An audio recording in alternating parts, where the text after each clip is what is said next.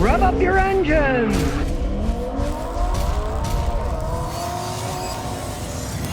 Well, finally, someone's thinking with their mind instead of with their emotion of how they feel about something. The CEO of Ram now says that the Ram electric pickup will have a combustion range extender, just like the early BMW electric car. It was an electric car, but it had a two-cylinder BMW motorcycle engine and a trunk and a rear fender. So when you ran out of electricity, that would start up, and that could run the car with the generator, charging the battery and making it run just as fast as it could before. It's a backup system. Now, to me, that makes total sense. You don't want to get stuck with no electricity in the middle of nowhere. Now, they're not saying exactly what's going to be. It could be a small gasoline or diesel motor that can recharge the battery while you're driving. A lot of people would say, well, you put a little engine. How's that truck going to run on a little engine? Well, no. If it's an electric truck, it runs on a battery. Then when the battery gets low, usually below like 10% or whatever percentage they want, then the gas or diesel motor would turn itself on, runs a generator that would recharge the battery. So it would still be running on the battery and still have 100% of the power that it had in the first place. It's just generating electricity with the little motor. Now, of course, it's a somewhat inefficient system because you'll have a gas or diesel engine, and then that's running a generator, and there's losses of efficiency running the generator. Then the generator has to send the power to the battery, and there's some loss there through the wiring and heat dissipation and stuff, and then that runs the vehicle. So you don't get great gas mileage when you're running a diesel or gas motor to generate electricity to run an electric motor. I mean, if that was the case, that's what they do. They could have electric cars and they could run them off these motors, but it's inefficient. It's only as a backup system, but it makes sense to put a backup system on an electric truck, really. Now, of course, there's pluses and minuses. Minuses, it adds weight, it adds complexity, it adds cost, it takes up space, so there's less carrying space on a vehicle because there's only so much space available. You got to put the stuff somewhere. The point that you're not going to get stuck in the middle of nowhere because there's no electricity. If, say, it's got a 5-gallon tank, you can go pretty far, find a place to get it recharged on. Not that bad of an idea. Now, they haven't even said which one they're going to use yet, so we don't know exactly how it's going to go, but the CEO claims, in quotation marks, that they're going to have this backup system. And that would probably get a lot of people that are on the fence. Should I get an electric truck or not? To say, maybe I'll try it out because it's got a range extender. It's not that dumb of an idea when it comes to marketing. You've seen the solar charging stations, and there's pictures of them too, where they got the big solar panels on top. If you think that's charging the cars, you're living in La La Land. You had charging stations, say there's 4 superchargers there to do 4 cars at a time, right? It would take 20 acres of solar panels to make that much power, which is one of the reasons electric cars is, we're all going to be electric cars soon. No, it's not going to happen, and here's why. The fast chargers are using a tremendous amount of power all at once, and a bank of 4 fast chargers, just think, when they're charging them fast, use as much power as 230 homes. So you got a subdivision to power 4 of these things, right? They already admitted in California that in order for it to be everyone driving electric cars, they'd need 1.5 million of these chargers.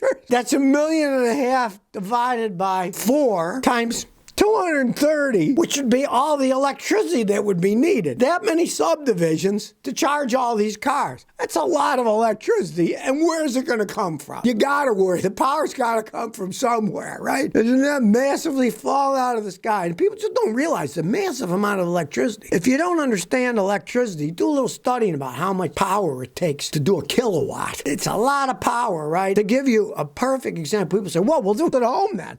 Okay, the energy is still needed to power the houses at home. And I asked an electrician one day in Houston, I said, what if everybody in my neighborhood had one of these superchargers ready? He said the wires would melt on the poles. He said those wires that you got in your backyard, they were put in 1947.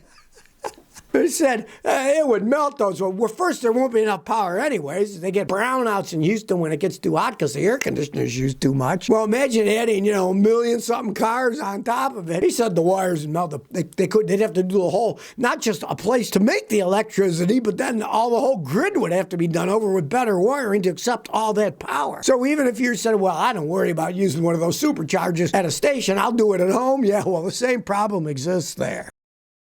Well, here's an interesting email from one of you viewers who had a Cadillac and went to the Cadillac dealer. Didn't have a great experience, to say the least. I bought my car into the Cadillac dealer for an oil change. Service rep says, we're going to have to use your extended warranty to work. Your timing cover's leaking. He shows that there's a leak. The oil pan's covered in fresh oil. He says it needs a timing cover. It's going to take 17 hours to do. So they say they're going to fix all this under warranty. But I don't believe they did any work at all. They just did an invoice that says they did their work and the oil's still leaking out. So I take it back. Then what do they say? We're sorry, it's the oil pan that's leaking and that's not covered under the warranty. So I took it to some other shops and they said, no, it's the timing cover that's leaking. What can I do? Well, yeah, it's a very expensive job on one of those North Star engines. 10, 12 hours of labor or something that they charge. They said they did it, but obviously they didn't. And now they're saying, well, we're sorry, your warranty doesn't cover it because it's leaking from the oil pan now, and that's not covered, only the top to begin with. The other shop said, yes, it's the timing cover, right? The guys at the dealers can't argue fact. What you do is have them put some ultraviolet leak dye into your engine oil, and you run it.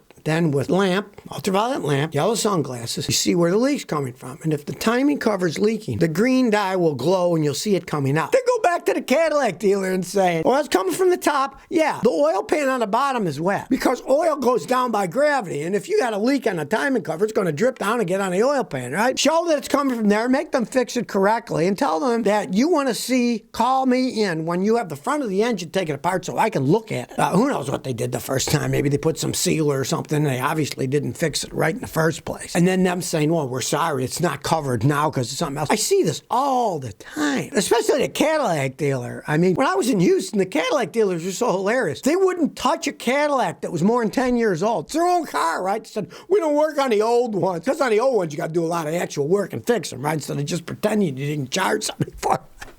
But do what I say. Put the leak dye in. Go back and say, I got the warranty. It's leaking out there. Fix it. Call me so I can come see it with the engine taken apart. So I can actually see you did take it apart and then maybe put some sealer and something and actually do the job. Because it is a very involved job. One of the reasons I tell people don't ever buy a Cadillac with a North Star engine. They're so complex. They cost so much money to work on. When they break, generally you throw the car away. He says, what about car batteries in cold weather? I got an 05 Toyota Sienna. Battery is 10 of 2019. Starts right up. This year I bought a battery tender, so I trickle charge it when it isn't in use. And this whole winter of 2022, it's been nothing but the teens where I live. But I'm wondering, what does cold do to car batteries? The colder it gets, the less efficient the batteries are. Batteries all have some type of liquid electrolyte. You got a normal car, so you got a sulfuric acid battery, H2SO4, and it's a liquid, right? Colder a liquid gets, then it doesn't conduct electricity quite as efficiently, and it strains things more. Interestingly enough, people say, well, I got an electric car. It's got a different kind of battery. It's got a lithium-ion battery. It still has liquid electrolyte in it. You know, everybody talks about solid-state batteries for electric cars. They would have solid electrolyte, not liquid, and they wouldn't be affected as much. But, and this is a giant but, the problem with the solid-state big EV batteries is when they're charged and discharged, they have a tendency of making dendrites, little spiky parts, and then they go through the battery and they short it out and destroy it. The lithium ion and the lithium iron batteries still have a liquid electrolyte. When it gets really cold, they could actually freeze and be destroyed. So once they get below 32, the good ones all have a heating element. They keep them warm enough so they don't freeze. That means they're using their own energy to warm themselves up, so they have less range, they don't work quite as well, and then in the cold weather, they also don't recharge as well. So batteries and cold weather don't go hand in hand all that well. Whether they are a regular battery, a lead acid battery like you have in your Toyota, or whether they're lithium ion or lithium iron phosphate batteries, they still got liquid electrolytes and they got to deal with a cold, and liquids and colds don't go together all that well. Jacob says, how much would you expect to pay for an LS engine from a junkyard with 100 to 150,000 miles? Either you pull it yourself or it's already pulled. All right, well, here's the problem. The prices of those things are all over the place. And it would also depend on, did they actually know anything about the engine? LS engines are powerful engines. Therefore, the people who buy those vehicles with those engines generally beat the heck out of them. They might be all worn out. Plus, it's in a junkyard. Need I say more? Maybe it was in a high-speed crash. And as long as the engine didn't get hit, it should be perfectly fine. Maybe it just blew up. It's no good anymore. You never know. They have one that's in a vehicle, and at least you can start it up and listen to it. Give you a better idea than just buying one that's already pulled, sitting on the floor that you had no idea. I dealt with junkyards my whole life. life working on cars, trying to save people money, and I know notoriously they lie about everything, and they'll say, oh, this engine's only got 90,000 miles. It might have 390.